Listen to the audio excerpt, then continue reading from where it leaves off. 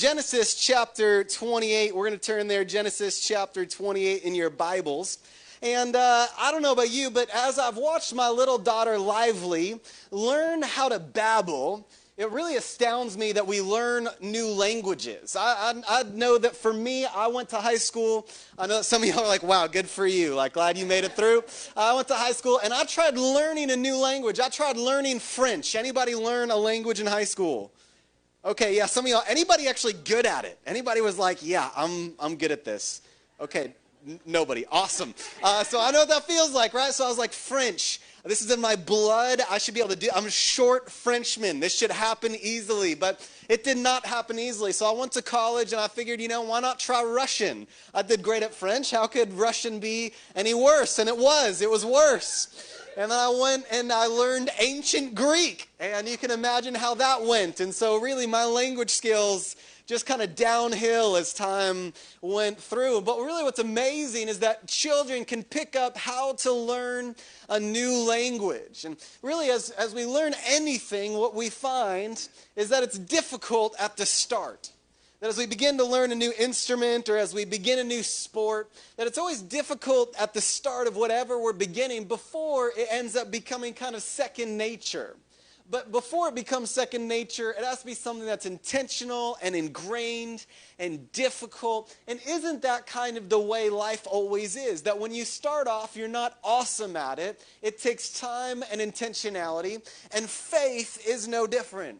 That I think for some of us, we think we're going to become a Christian and it's just going to be easy. It's going to be natural. We're going to, pick up the Bible and we're just going to naturally understand it. It's going to be simple to us. But the fact is, at least if you're a little bit like me, you pick up this book and you're like, whoa, that's a lot.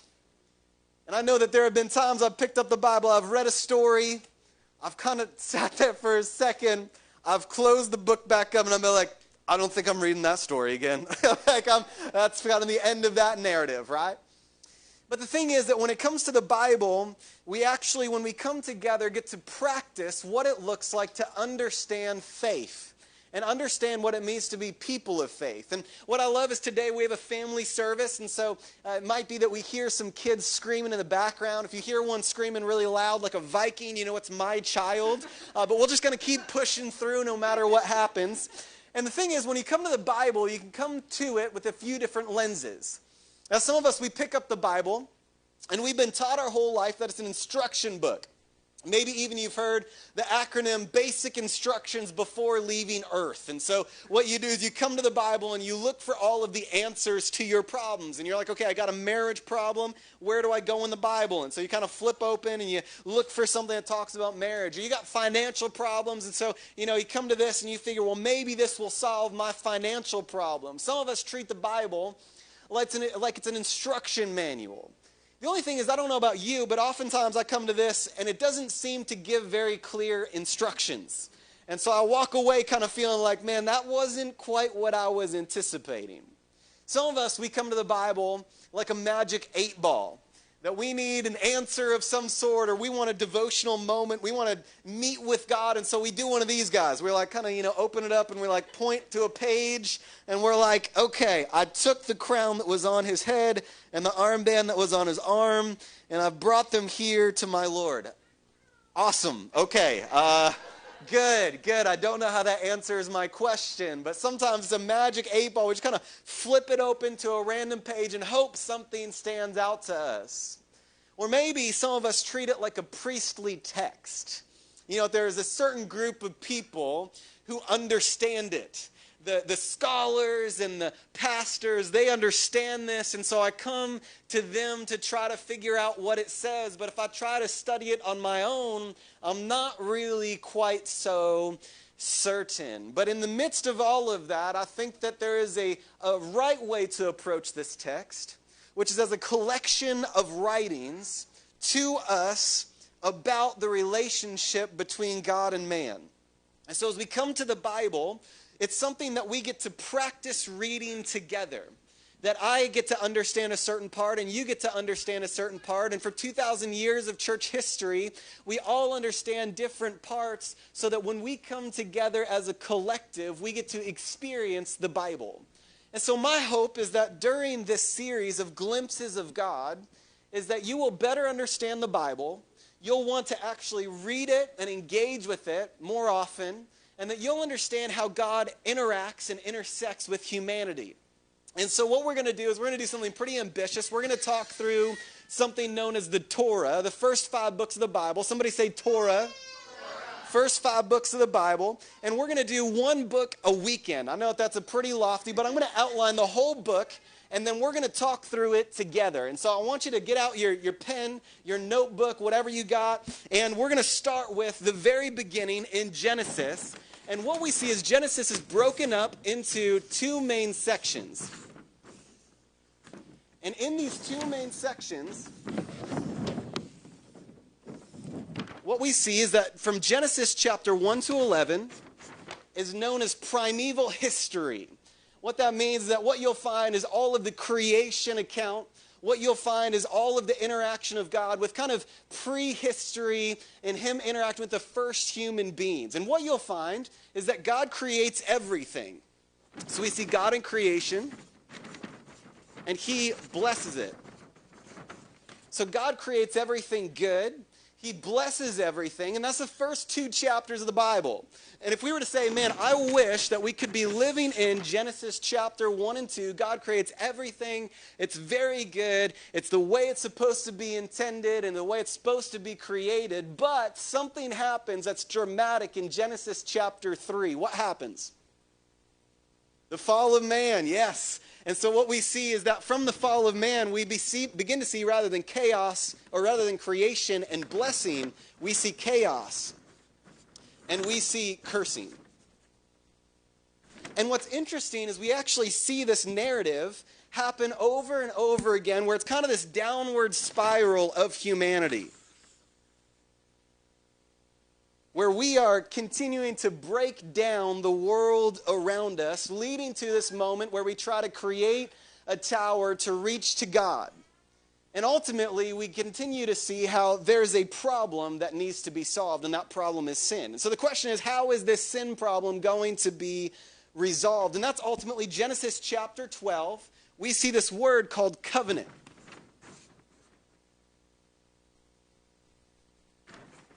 And this covenant is a relationship between God and man. One man in specific, whose name is Abraham. His name is what?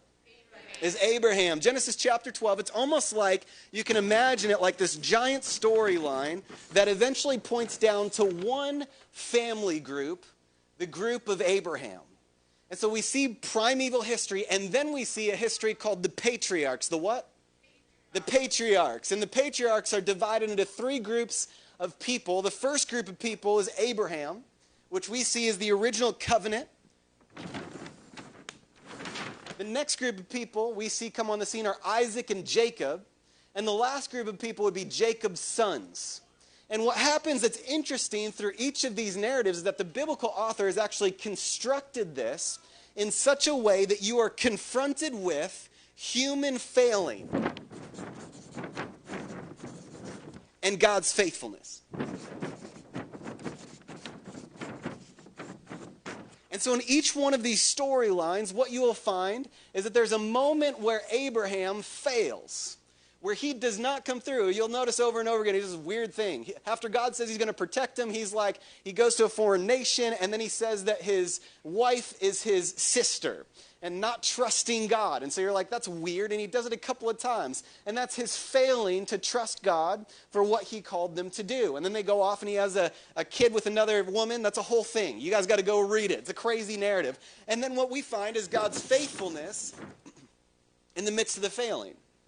And then what we see is Isaac and Jacob, and we see their failing, and then we see God's faithfulness in the midst of their failing. And then we see his 12 sons and their failing, and then God's faithfulness in the midst of their failing. And what we see is the author of Genesis over and over again inviting us to see this pattern of human failing, but in the midst of that failing, we see that God is still faithful. Is anybody glad that God is still faithful in the midst of our failing today? And so what we find is that this is kind of the overview of the book of Genesis if you're going to read the entire thing. But we're going to zoom in on one guy in particular. His name is Jacob. Jacob has a bit of a sordid past. He actually is one of twins, and he wrestles with his brother Esau in his mother's womb. For those moms in the group, you're like, man, that would not be awesome, right? And so they're wrestling together. And what happens is Esau comes out first, and he's known as a hairy boy, somebody filled with hair. But his brother comes out after him, grasping his heel.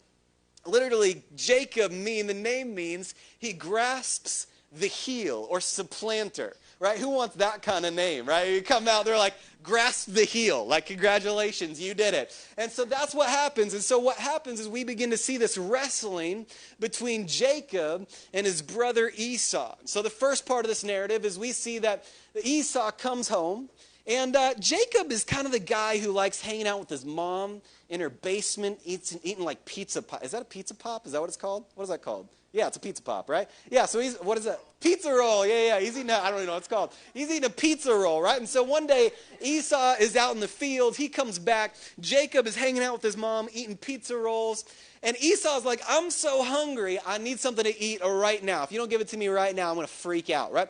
And so Jacob says, well, listen, if you give me your birthright, which is actually being the firstborn son, it was his right to having more of what his father had when he would die. And so Esau's like, what good is a birthright to me if I die right now? And so he gives to his brother his birthright for a couple of pizza rolls. And so we begin to see this tension and this turmoil between the two. And it starts with the birthright. Then it goes to the blessing. And this weird interaction happens where Isaac, Jacob's father, is about to die.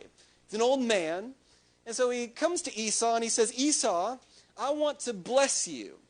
The only thing is that Rebekah, who is Jacob's mother, overhears this and goes to Jacob.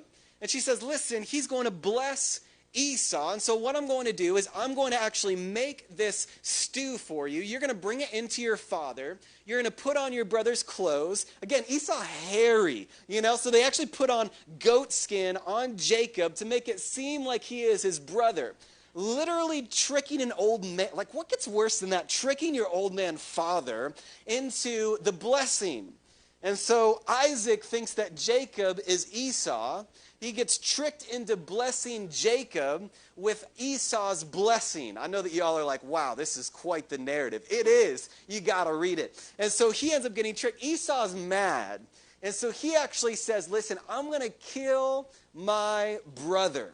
And so after he steals the birthright, what Jacob does after he steals the blessing is then he bolts. He gets out of there. And that brings us to our narrative in Genesis chapter 28. Jacob is alone, he's abandoned, and he's got nothing. And it's in that moment that we see his interaction with God. Genesis chapter 28, verse 10, it says this. Jacob left Beersheba and went toward Haran. He reached a certain place and spent the night there because the sun had set. He took one of the stones from the place and put it there at his head and lay down in that place. And he dreamed. A stairway was set on the ground with its top reaching the sky, and God's angels were going up and down on it. The Lord was standing there beside him, saying, I am the Lord, the God of your father Abraham and the God of Isaac. I will give to you and your offspring the land on which you are lying. Your offspring will be like the dust of the earth, and you will spread out through the west and the east and the north and the south. And all peoples, somebody say all the peoples. All the peoples. Not some of the peoples, all the peoples on earth will be blessed through you and your offspring. Look, I am with you and will watch over you wherever you go. I will bring you back to this land, for I will not leave you until I have done what I have promised you. So I want you to picture this in this moment. Jacob is alone. Nobody is there. He was supposed to be somebody who was blessed. He was supposed to be somebody who had a birthright, but instead he is abandoned, and he finds himself at the beginning of a desert.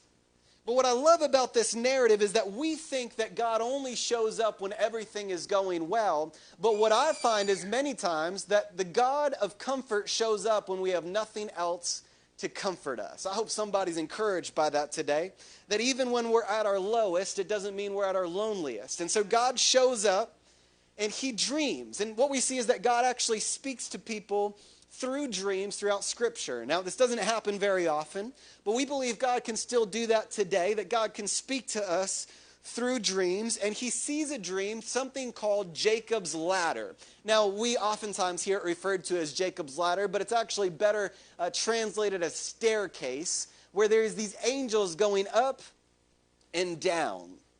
What I love about that is that many times we think that what we see is all there is. But actually what we don't see is greater than what we do see. That behind the scenes, when it seems like all that we see is the natural world around us and all the chaos around us, it's actually in that very moment that many times God is actually working in his sovereignty to bring about his plan as he did in this moment. And so it's this beautiful picture of God showing up by his grace, not because Jacob was good, but actually in spite of who Jacob was. God shows up and he says, I am the Lord. I will give you this land. I will make your offspring like the dust of the earth, and all the people of the earth will be blessed through you. Now, what's interesting about this passage is when God shows up, he says this. He says, I am the Lord, the God of your father who? Abraham. And the God of your father who? Now, the question is he going to be the God of Abraham and Isaac and Jacob, or is he going to be the God of only Abraham and Isaac? You see, every generation has a decision. Every generation has to make a choice, because you can't just piggyback off of your parents' faith, but you have to make a decision based on your own faith to say, well, I also make God the God of my generation as well. What we see in this passage really is this incredible picture that if you forget everything else, but if you remember this one thing, I want you to remember this idea that God's faithfulness is greater than your failings. That God's faithfulness is greater than your failings, because we see in this moment that Jacob is alone. He is abandoned. He is a deceiver. He's tricked his father. He's basically the worst character that you could come up with. He's done it all. And yet it's in that very moment of Jacob's greatest failing that we see is the greatest moment of God's faithfulness. And what I love about that is that it is despite all that Jacob has done. Here's what I want to let you know today. I want to say, if you failed in sin, that God's faithfulness is greater than your failing. If you failed in showing love to your spouse this week, that God's faithfulness is greater than your failing. If you did not pursue God this week, what this passage wants you to know today is even in your failing to pursue him, he's faithful to pursue you. And what I love about this passage is it's a reminder, as we see throughout the entire book of Genesis, that your failings cannot outrun a faithful God. What we see in this passage is actually that the very thing that humanity tried to do, God did himself. If you remember the story of Babel, what we try to do is we try to build a tower to heaven, known as a ziggurat. It was known as this kind of stepway that we tried to make our way to heaven. But in this passage, rather than us trying to work our way to God, what do we see but God coming down to man? That we see that God made the way so that we could be in relationship with him. And where we failed in and of our own strength, God succeeded, because his faithfulness is greater than our failing. And so what we see is that that's not the end of the story, but there's actually a response that Jacob has to God in this narrative. And here's the response. It says, when Jacob awoke from his sleep, he said, surely the Lord is in this place, and I did not know it. He was afraid and said, what an awesome place this is. He says that twice, by the way. Just take note that he talks about the place. This is none other than the house of God. This is the gate of heaven. Early in the morning, Jacob took the stone that was near his head and set it up as a marker.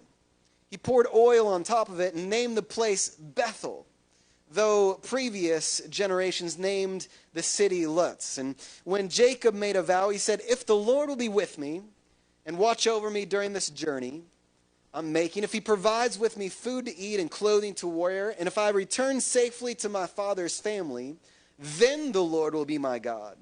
This stone that I have set up as a marker will be God's house, and I will give you a tenth of all that has been given to me. And so Jacob wakes up and here's his takeaway from God meeting him in this God-forsaken and abandoned place. His takeaway is, this is the place of the Lord. Which I got to tell you, oftentimes what we end up doing is we end up attributing an encounter with God to a place rather than attributing an encounter with God's grace. Anybody ever notice that? That, we think, well, God, I got to show up on Sunday, or God is, the God of Sunday. But I want to tell you, the same God who is the God of Sunday is the same God who is the God of Monday. That when you're struggling at work and you show up and you're wondering, man, I don't know if I can do this. I need some grace in this moment. Man, I'm grateful that God isn't just a God of this place, but he's a God of that place. That the same God who is here on Sunday is the same God who will meet you in your loneliness on Tuesday. The same God who is here on Sunday will meet you in your failing on Wednesday. And over again, what we find is that not that we need a certain place, but that God can meet us anywhere we are according to his grace. Is anybody grateful for that? We don't show up to a certain place, but we get to show up and that God meets us, not because of who we are, but because of his faithfulness and who he is. And then what happens with Jacob is you would think that from this encounter with God, you would think that from that moment, he just automatically changes his ways, right? You would think that from that moment, he's perfect. But what we find is that Jacob's transformation is neither instantaneous nor perfect. We find that actually when he leaves this place, he continues to deceive some people. He himself is deceived. We notice that this is not his first encounter with God, but he actually continues to wrestle God later on in chapter 32. He offers God 10% of what he has if God will come through for him. What he doesn't realize is that God is a God of the 100%, not a God of the 10%. And that God is not a God of condition. And yet God even meets him in his moment of imperfection, just like you and me. That yes, we might be imperfect. Yes, it might not be that the transformation is immediate. But even in that place, God meets us with his grace and continues to grow us. And so I love the story of Jacob in this moment because even in the imperfect, even in his failing to recognize the most important thing, God shows up. Because what Jacob realizes is that yes, maybe God's faithfulness is greater than his failing, but what he forgets and doesn't see in this moment is that God's promise is greater. God's presence is greater than God's promise. Oh, that was going to be so good. Oh, so okay, Lord, try one more time. What he doesn't realize is that God's presence is greater than God's promise. You see, because what he does is he comes and he says, well, if you, God, if you provide me with food and clothing to wear, and if I return in safety to my father's family, and if you do all these things that you promise, then, but what he has failed in recognizing is that God's promise is nothing compared to God's presence. Because the greatest thing that God says is this. God says, I am the Lord. And he says, I will be with you. And all the people of the earth will be blessed through you. See, I want to let you know today that greater than any promise of God is God's presence. That if we ever look to a promise of God and say, well, God, you said that you would make me whole. God, you said that you would make me better. God, you said you would make my marriage better. That even better than that is having the presence of God with you in every moment. And so we see that God's presence is greater than God's promise. Ultimately, we see this come to fulfillment in John chapter 1. Because the truth is that we could just stop at saying that God's faithfulness is greater than your failings and just kind of go on and say, well, that's good news. And it is good news. But the reason why God's faithfulness is greater than your failing is not because your failing did not cost. It did cost. But in John chapter 1, here's what we see. Jesus responded to Nathanael and says, do you believe because I told you that I saw you under the fig tree? You will see greater things than these. And then in verse 51, then he said, truly I tell you, you will see heaven opened and the angels of God ascending and descending on the Son of Man. Ultimately, what we see is the greatest fulfillment of this open communication with heaven does not stop with Jacob, but continues with Jesus. What we see is that God actually came down, and he was the ultimate one who came and met us where we were at in his grace to show up in our place of brokenness. And it was because of his goodness that now we can be in relationship with him. And so ultimately we see that our failing did cost everything to God, but he still pursued us in that place and in that moment according to his grace. And we see that the life of Jesus was given so that we could be in relationship with God. Well, my hope is that as we read and that you would be curious about the book of Genesis, that you would see this story and that ultimately you would see that your story fits into this moment. That your story and my story is that, yes, there might be a time of failing, but God's grace meets us in the failing. That God's grace meets us in the place of our greatest brokenness. And it's in that moment that his faithfulness shines through, so that we don't have to rely on our own goodness. We don't have to rely on our own righteousness to get to God. But God descended to us through his son Jesus. And now he meets us in our failing and in our brokenness, meets us with his grace. And it's in that place that we begin to see God's faithfulness as he provides to us his presence. My hope is that as we walk away from today, that we would see the book of Genesis as this ongoing dialogue of God with you. Say, you thought you screwed up a lot before you came to know him. You thought your week was bad. You thought that you wouldn't be able to make it in. I got to tell you a story of somebody who is way more messed up than you. What we see is story after story after story of our failure. A story after story of God's faithfulness. Ultimately leading to God's faithfulness in sending his son for us so that we could be in relationship with him. What we see in the story of Jacob is that actually he lays this rock by his head. For some of you, translation might say that he slept on the rock, use it as a pillow. Other translations say that he actually used it for protection. But whatever it was, he actually takes that rock, his only companion in his time of being alone, and he sets it up, and he anoints it with oil. And it stands as a reminder of God's faithfulness. That he can't help, as he recognizes the faithfulness of God, to overflow in worship because of how good God was. That he holds every moment of Jacob's life.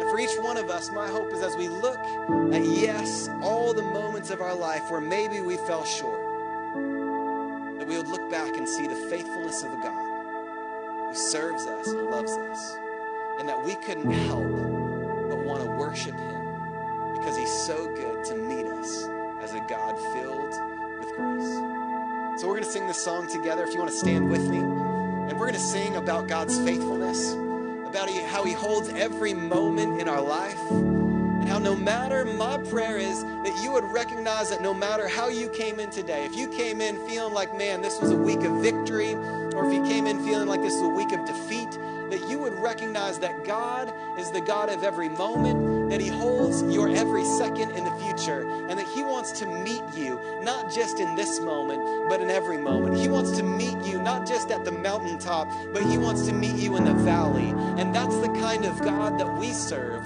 is a God who shows up in every moment at the right time, exactly when we need him. Let's go ahead and continue to worship together today.